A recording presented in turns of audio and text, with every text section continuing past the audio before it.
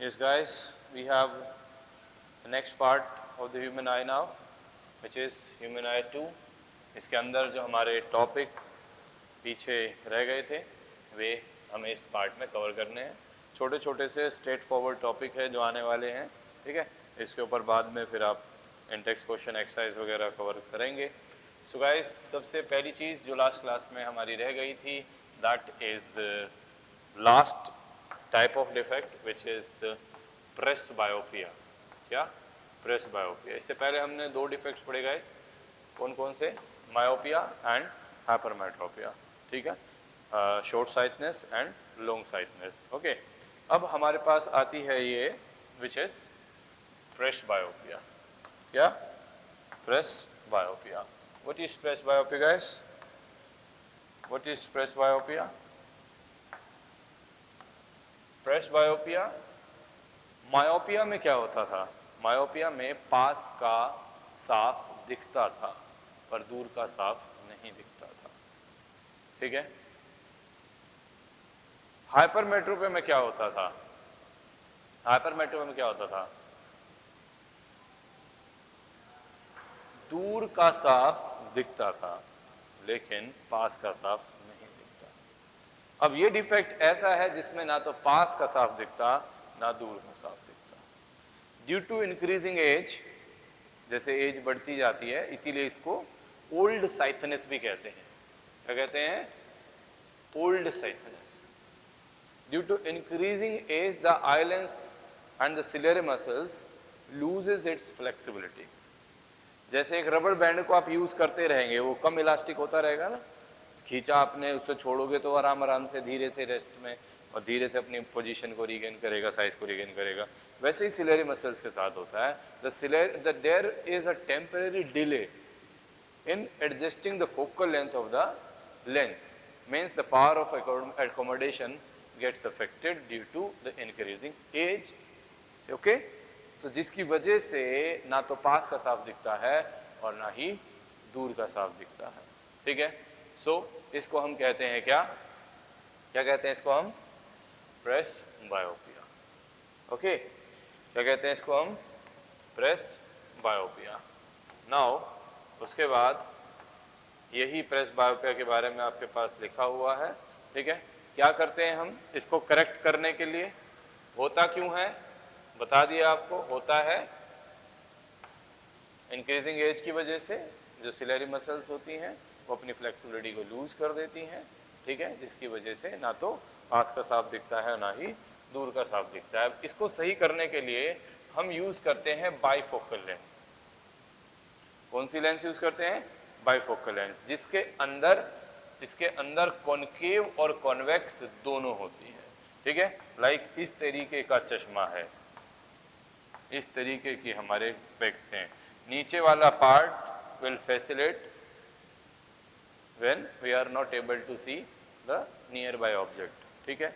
And ऊपर वाला part will facilitate जब हम लोग दूर का साफ नहीं देख पाते, यानी कि ऊपर वाले पार्ट में होगी कॉनकेव और नीचे वाले में होगी कॉन्वेक्स, ठीक है जी। Any problem? No problem. After that we have what we have guys? We have this, that is refraction through a prism। एक प्रिज्म से रिफ्रैक्शन कैसे होता है, ठीक है। फिर मैं डिस्पर्जन को आपको समझाता हूं इन डिटेल। ओके, प्रिज्म से रिफ्रैक्शन कैसे होता है guys?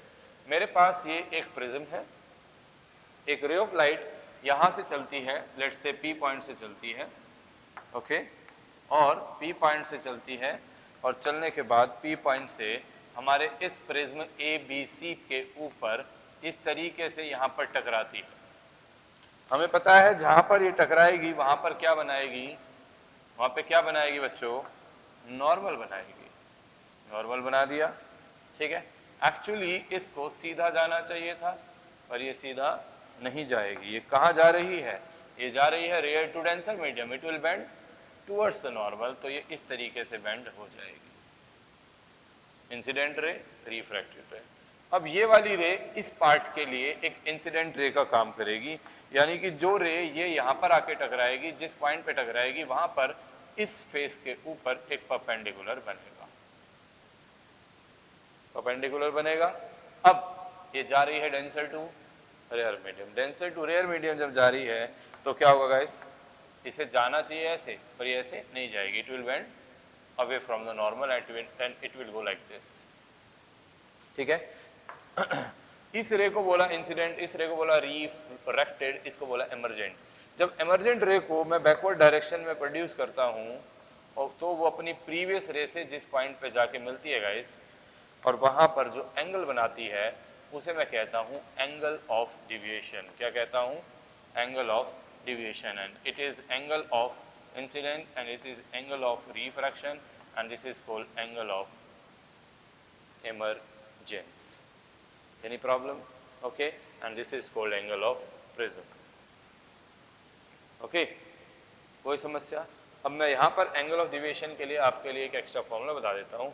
This angle of deviation D is generally equals to mu minus 1 into A, where mu is refractive index of the material of the lens, ठीक है, and A is angle of prism. One more formula for this. One more formula. We have this angle of deviation is also equals to angle I, this one, angle I, this one, plus angle E, this one, ठीक है, and minus A, ठीक है। This is the formula for angle of deviation, ठीक है। वैसे 10th class में बात इसकी करेगा नहीं, ठीक है, एक स्पेशल अलग फॉर्मूला मैंने आपको बता दिया है यहाँ पर। Now we have one more thing next which is dispersion of light. क्या? डिस्पर्जन। डिस्पर्जन क्या होता है बच्चों? Dispersion is basically splitting up of white light, splitting up of white light into its 7 constituent color when it's passed from a prism, ठीक है। एक white light आती है प्रिज्म पे टकराती है तो वो अपने 7 कॉन्स्टिट्यूएंट कलर्स में स्प्लिट हो जाती है। इस फिनोमेना को हम बोलते हैं क्या? डिस्पर्जन। क्या बोलते हैं? डिस्पर्जन। हर एक लाइट जो है वो यहाँ पर पार्टिकल जो है एक अलग अलग एंगल से टकरा रहा है और हर एक जो पार्टिकल है यानी कि लाइट के अंदर जो फोटॉन्स हैं वो अलग अलग अपनी एंगल पर टकरा रहे हैं जिसकी वजह से हर एक जो पार्टिकल है वो अलग अलग एंगल पर डिविएट हो रहा है। अलग अलग एंगल पे क्या हो रहा है? डिविएट हो रहा है, ठीक है। तो लाइट के अंदर जो डिफरेंट पार्ट्स होते हैं वे अलग अलग पार्ट्स में जो डिविएट होते हैं, it depends on the wavelength of the light. According to the wavelength ये क्या हो जाते हैं? क्या हो जाते हैं? डिस्पर्स हो जाते हैं, ठीक है, लाइक दिस। अब जिस कलर की वेवलेंथ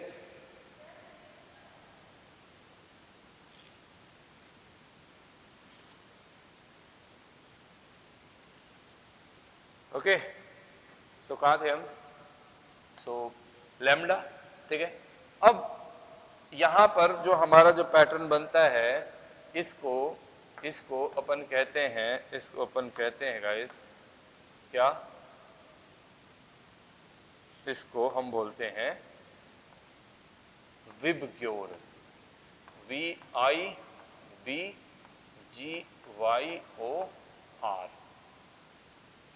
ठीक है। ये जो पैटर्न बनता है इसमें जो ये कलर होता है ये सबसे कम डिविएट होता है। क्यों? क्योंकि इसकी जो वेवलेंथ होती है वो सबसे ज़्यादा होती है और इसका जो रिफ्रैक्टिव इंडेक्स होता है वो सबसे कम होता है, ठीक है।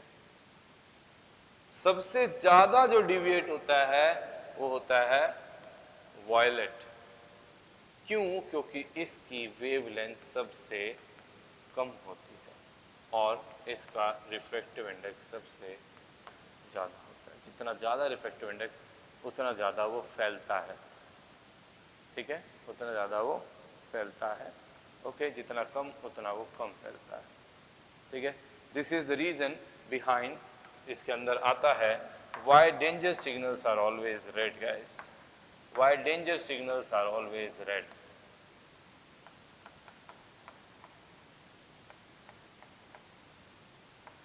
Always red. Reason because red की जो वेवलेंथ होती है, lambda for wavelength is maximum. ज़्यादा होने की वजह से स्कैटर नहीं होता है, फैलता नहीं है, दूर से ही दिख जाता है, ठीक है। Why the colour of clear sky is blue, because according to the size of the particles of the atmosphere, the blue color is the suitable is of suitable wavelength, जिसकी वजह से जब पार्टिकल्स पे आके लाइट, वाइट लाइट टकराती है, blue colour की wavelength उस पे पार्टिकल एटमॉस्फेयर के साइज, पार्टिकल के साइज के अकॉर्डिंग ज़्यादा स्कैटर हो जाता है, ठीक है। Why the sun appear reddish, why the sun appear reddish during sunset or sunrise, why the sun appear reddish during sunset or sunrise guys? सबका आंसर एक ही है जहां रेड की बात हो रही है, because red have maximum wavelength, red have maximum wavelength. जब सनसेट या सनराइज होता है, सन होता है हॉरिजॉन पे, मैक्सिमम डिस्टेंस पे, ठीक है, तो मैक्सिमम डिस्टेंस पे स्कैटर कौन सा नहीं होगा, जिसकी वेवलेंथ ज़्यादा होगी। डे टाइम में कैसा दिखता है, येलो। डे टाइम में इंटेंसिटी मैटर करती है, पास में है तो इंटेंसिटी मैटर करती है। लाइक मैं बहुत दूर यहाँ से लगभग 150 मीटर की डिस्टेंस पे एक बल्ब लगा दूँ रेड और एक लगा दूँ येलो, तो डिस्टेंस से कौन सा हमें ऑन हुआ दिखेगा, किसकी लाइट दिखेगी, रेड की। पास में लगा दूँ यहाँ किसकी लाइट ज़्यादा होगी, येलो की। पास से इंटेंसिटी मैटर कर रही है, ठीक है। Apparent flattening of the sun disc is due to क्या, वो हमारा जो आगे आएगा एटमॉस्फेरिक रिफ्रैक्शन, उसी में बता दूंगा मैं, ठीक है। अभी सनसेट सनराइज आ गया, ठीक है। अभी मैं ये बताने वाला था कि मैंने अभी कहा, इसीलिए दिमाग में साथ के साथ आया कि जो मैक्सिमम डिस्टेंस पे होता है सनसेट सनराइज के टाइम पे, सन मैक्सिमम डिस्टेंस पे होता है तो रेड दिखता है, क्यों, क्योंकि दूर से रेड स्कैटर होता नहीं है। लेकिन there is one more magic, पास में सन होता है तो छोटा दिखता है, दूर होता है तो बड़ा दिखता है, और चीजें तो दूर से छोटी दिखनी चाहिए, यस और नो? अरे हाँ या ना, सनसेट सनराइज के टाइम पे सन कैसा दिखना चाहिए, छोटा। दिखता कैसा है, बड़ा। What is the reason?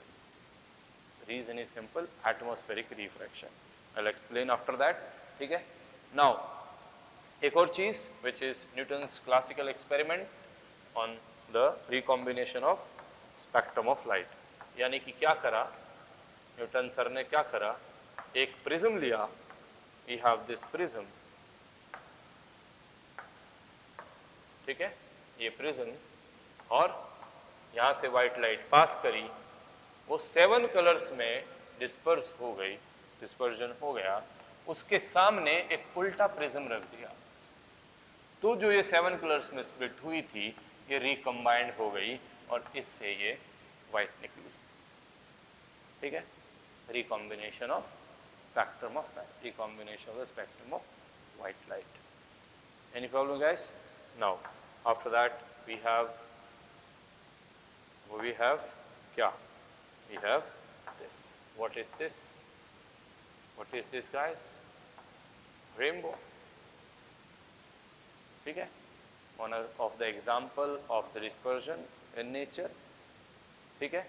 During the shower और आफ्टर द शावर, यानी कि हल्की बारिश जब आ रही है या आके जा चुकी है, तो कुछ वाटर ड्रॉपलेट्स क्या होते हैं, एटमॉस्फेयर में होते हैं। सनलाइट आती है, सनलाइट इस तरीके से आती है, यहाँ टकराती है, ड्रॉप के अंदर होता है, ड्रॉप के अंदर होता है यहाँ पर रिफ्रैक्शन, और यहाँ पर होता है रिफ्लेक्शन। रिफ्लेक्शन और यहाँ पर इसको हम बोलते हैं TIR, टोटल इंटरनल रिफ्लेक्शन। ठीक है, इसके लिए एक सेपरेट वीडियो है, वो उसी के साथ कंटेंट के साथ अपलोड हो जाएगी। ठीक है, नाउ यहाँ पर आई, यहाँ पर फिर क्या हुआ, रिफ्रैक्शन। ठीक है, देखने वाले को क्या दिखा, देखने वाले को ये 7 कलर्स दिखे जो हमें दिखाई देते हैं। ठीक है, यानी कि वाटर ड्रॉपलेट्स एक्चुअल में तो ये बनी है, लेकिन वाटर ड्रॉपलेट की एक्चुअली शेप ये होती है गाइस, ये सुन लो, तो ऑलमोस्ट प्रिज्म के जैसी लगती है। ठीक है, तो उससे क्या होता है, डिस्पर्जन होता है। ठीक है जी, नेचुरल फिनोमेना डिस्पर्जन का नेचर के अंदर एक example. Okay, now what we have atmospheric refraction, we have atmospheric refraction. ठीक है, बचपन में सुना था, क्या सुना था गाइस, हाँ, नर्सरी एलकेजी में पढ़े थे, बोलो क्या पढ़े थे, twinkle twinkle little star how I wonder what you are. हाँ ना, अब 10वीं में पढ़ रहे हैं, why do star twinkles, what is the meaning of twinkling of star, क्या मतलब होता है तारों का टिमटिमाना। ऐसे लगता है तारे कभी जल रहे हैं कभी बुझ रहे हैं, ऑन ऑफ हो रहे हैं। हाँ या ना, ऐसे लगता है कभी यहाँ है कभी यहाँ है, कभी यहाँ है कभी यहाँ है। हाँ या ना, what is this, this is atmospheric refraction, this is atmospheric refraction। ठीक है, हमारी जो अर्थ है ये, हमारी जो अर्थ है ये, उसके आसपास डिफरेंट डिफरेंट एटमॉस्फेयर की लेयर्स हैं, डिफरेंट डिफरेंट एटमॉस्फेयर की लेयर्स हैं। ठीक है, जो स्टार से जो लाइट आ रही है वो इस तरीके से आती है और हर एक लेयर पर रिफ्रैक्ट होती जाती है। क्या होती जाती है, रिफ्रैक्ट होती जाती है। और जब हम देखते हैं, हम उसे अपनी लाइन ऑफ साइट में देखते हैं, यानी कि जो है स्टार, वो हमें जो दिख रहा है वो स्टार नहीं है, वो क्या है, स्टार की इमेज है, कभी यहाँ कभी यहाँ कभी यहाँ कभी यहाँ। ठीक है, अब बच्चों, जो एटमॉस्फेयर की लेयर्स हैं, इसके अंदर क्या है, गैसेस हैं, बादल है, पानी है, हवा है, सब कुछ है। ठीक है, ये मोशन में है, ये क्या है, मोशन में है। ठीक है, बहती रहती है। ठीक है, तो इसे हम फील ना करके हम फील करते हैं कि ये डिस्प्लेस हो रहा है, कभी यहाँ है कभी यहाँ है। यानी कि अगर मैं ऐसा करूं, मान लो मैं यहाँ पर आग जला देता हूँ, आग जला देता हूँ, तुम लोग वहां पर हो, आग जल रही है, आग की जो लपटें ऐसे जा रही है, धुआं ऐसे जा रहा है, तुम मुझे देखोगे तो क्या मैं तुम्हें ऐसे वेव करता हुआ नजर आऊंगा, हाँ या ना, हाँ या ना। दिस फ्लिकरिंग एंड वेवरिंग, कभी यहाँ हूं कभी यहाँ, तारा कभी यहाँ है कभी यहाँ है, कभी यहाँ है कभी यहाँ, वेवरिंग हिलता हुआ, कभी यहाँ है कभी यहाँ है, ऑन हो रहा है ऑफ हो रहा है, ऑन हो रहा है ऑफ हो रहा है। This flickering and wavering, this flickering and wavering is known as twinkling, is known as twinkling। समझे कि नहीं समझे, अरे हाँ या ना। ठीक है, जितना ऊपर जाते रहते हैं उतनी जो हवा है, the hot air is lighter which is less dense then the cooler air, जितना ऊपर जाते रहते हैं रिफ्रैक्टिव इंडेक्स चेंज होता रहता है, जिसकी वजह से हमारे पास ये रिफ्रैक्शन होता रहता है। तो एटमॉस्फेयर के अंदर होता है, तो उसे बोलते हैं atmospheric refraction, and this is the twinkling of star. The major important question guys, you can look here, it is given in the NCERT separated in the separate paragraph, why don't the planet twinkles, तारे टिमटिमाते हैं, planets क्यों नहीं टिमटिमाते। ठीक है, paper में आएगा, why don't the planet twinkles, planets क्यों नहीं ट्विंकल करते हैं। ठीक है, read the answer, first read the answer then I'll explain। ठीक है, उसके बाद आपका ये आ जाएगा, advanced sunrise and delayed sunset, read fast।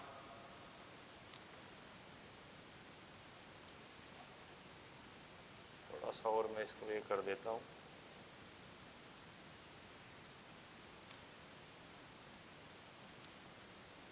Why don't the planet twinkle guys? The planets are much closer to the earth, isn't it? अर्थ के ज्यादा पास है, जो स्टार्स है वो बहुत ज्यादा दूर है,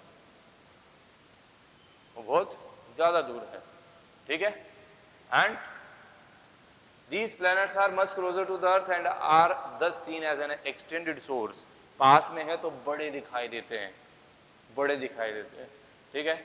If we consider a planet as a collection of large number of point-sized source of light, ठीक है, यानी कि अपन माने कि क्या है, जो प्लैनेट है बहुत सारे छोटे छोटे छोटे छोटे सोर्सेज का मिलके बना हुआ एक एक्सटेंडेड हिस्सा है, एक्सटेंडेड पार्ट है. The total variation in the amount of light entering an eye from all the individual point size source will average out to be zero, thereby nullifying the twinkling effect. ठीक है, एक छोटा सा जुगनू है, जुगनू वो करता है ना, टिमटिमाता हुआ दिखता है, ठीक है. अब ऐसी ये इतनी बड़ी लाइट है, ये टिमटिमाती थोड़ी दिखेगी, समझ रहे हो, ये बड़ी है, पास में है. हालांकि बड़ा कौन है, स्टार्स है, बड़ा कौन है, स्टार्स है, लेकिन ये क्या है, पास में है, तो बड़े दिख रहे हैं, एक्सटेंडेड सोर्स दिख रहे हैं, ठीक है. बहुत सारी छोटी छोटी छोटी छोटी क्या है इसके अंदर, एलईडीज हैं, बहुत सारी छोटी छोटी एलईडीज है, बहुत सारी हैं, इसीलिए एक सिंगल अलग से चमक नहीं रही है, है ना. एक अकेली होती तो चमकती दिखती. बात समझ में आ गई, पक्का, ठीक है. So after that we have guys, we have advance sunrise and delay sunset. Do you know the day appear 4 minutes longer? The day appear 4 minutes longer. दिन, पूरा दिन जो है 4 मिनट आपको लंबा प्रतीत होता है, बड़ा प्रतीत होता है. Why? The atmospheric refraction is the reason. Sunset हो जाता है लेकिन फिर भी 2 मिनट बाद तक दिखाई देता है. सनराइज हुआ नहीं है पर 2 मिनट पहले दिखाई देता है. क्यों? What is the reason guys? What is the reason? देखिए, सनसेट हो चुका, सनसेट हो चुका, सनसेट हो चुका, लेकिन जो रेज हम तक आ रही हैं, रिफ्रैक्ट हो रही हैं और हमें दिख रही हैं, यहाँ पर हमें सन दिख रहा है, यहाँ पर हमें सन दिख रहा है, ठीक है. क्यों? Due to atmospheric reflection. ऐसा कब तक होता है? 2 मिनट तक होता है, और सुबह सनराइज में 2 मिनट पहले हो जाता है. यानी कि दिन 24 घंटे 4 मिनट का नहीं होता. मान लो 12 घंटे की दिन, 12 घंटे की रात, तो दिन कितना हो जाएगा, 12 घंटे 4 मिनट, रात कितनी हो जाएगी, 11 घंटे 56 मिनट, 56 मिनट. बात समझे कि नहीं समझे, ठीक है. Day appear 4 minute longer. Why? Due to atmospheric refraction guys, ठीक है. ये इसकी थ्योरी आप पढ़ लेंगे, मुझे पढ़ के बताने की जरूरत नहीं है, ओके. तो क्या हो रहा है यार, ठीक है कि नहीं, okay. After that we have a scattering of light. Scattering of light, and this is why is the color of clear sky is blue. ये आपको मैंने बता दिया है, ठीक है. बुक से पढ़ेंगे और प्रैक्टिस करेंगे. लिखने की आपने इन्हीं टेक्स्ट बुक वाले वर्ड्स का अगर यूज नहीं करा तो नंबर कट जाएंगे. रामायण नहीं लिख के आनी है पेपर में, ठीक है. इसी को पढ़ना है, राइट करके प्रैक्टिस करनी है, यही करके आने का ना. Scattering of light guys, scattering of light is, what is scattering of light? What is scattering of light guys? I have a ball, I have a marble, कांच की बॉल, I have a कांच की ball, ठीक है. मैं क्या करा, कोई तेज से ऐसे मारा फर्श में, क्या होगा, टूटेगी और फैल जाएगी, टूटेगी और फैल जाएगी. लाइट का, यही लाइट का होना कहलाता है क्या, scattering. This is the reason कि जो लाइट आती उसमें से ब्लू कंपोनेंट सबसे ज्यादा फैलता, ठीक है, क्योंकि एटमॉस्फेयर का जो साइज है, उस एटमॉस्फेयर के अंदर गैसेस हैं, उसका जो पार्टिकल्स का साइज है ब्लू की वेवलेंथ के अकॉर्डिंग सूटेबल है, इसीलिए, ठीक है. अब हम बात करते हैं टिंडल इफेक्ट की. टिंडल इफेक्ट ये पढ़ा तुमने केमिस्ट्री में 8th 9th में, हाँ या ना. लाइट के पाथ का विजिबल होना, ठीक है. लाइट, अभी तो लाइट है ना, ये लाइट है, दिख रही है अपने को, परंतु ऐसे तो नहीं दिख रही, कैसे आ रही है. मान लो उधर सन है, उधर क्या है, सन है, इमेजिन करना है, उधर क्या है, सन है, ठीक है. इधर सन है, इधर दीवार है, दीवार है ये, ठीक है. यहाँ सन है, यहाँ पर एक होल है, इस होल में से लाइट ऐसे छन के आती देखिए कभी? अरे हाँ यार, होल है, लाइट आ रही है ऐसे, दीवार से ने पूरी लाइट रोक रखी है, लेकिन इस होल में से लाइट आ रही है, नेचुरल लाइट, सनलाइट। क्या तुमने देखी है? उसके अंदर छोटे छोटे छोटे छोटे पार्टिकल्स ऐसे करके चलते उड़ते देखे हैं? है ना? ठीक है, लाइट का जो मीडियम है उसके पार्टिकल पे टकराना और लाइट के पाथ का विजिबल होना इज टिंडल इफेक्ट। ठीक है, किताब में से रीड कर लेंगे, हाँ या ना बोलो। नहीं करेंगे तो कराता हूं मैं, पक्की बात है। कि मैं बोला 9th में पढ़ा है तुमने ये बात, कोलाइडल सॉल्यूशन में। अच्छा, याद आ गया, वो देखा तुमने, वो जो चल रहा था कुछ दिन पहले? अरे पानी लिया है, हाँ हल्दी, फोन लिया, टॉर्च ऑन करी, गिलास रखा, हल्दी डाली, ठीक है, वही है। ठीक है, बाकी समस्या आप पढ़ लेंगे, कोई समस्या वाली बात नहीं है guys. Okay, in the next, कल मैं इस चैप्टर के सारे आपकी नोटबुक में चेक करने वाला हूँ। इंटेक्स एंड एक्सरसाइज खत्म होगी पर गाइस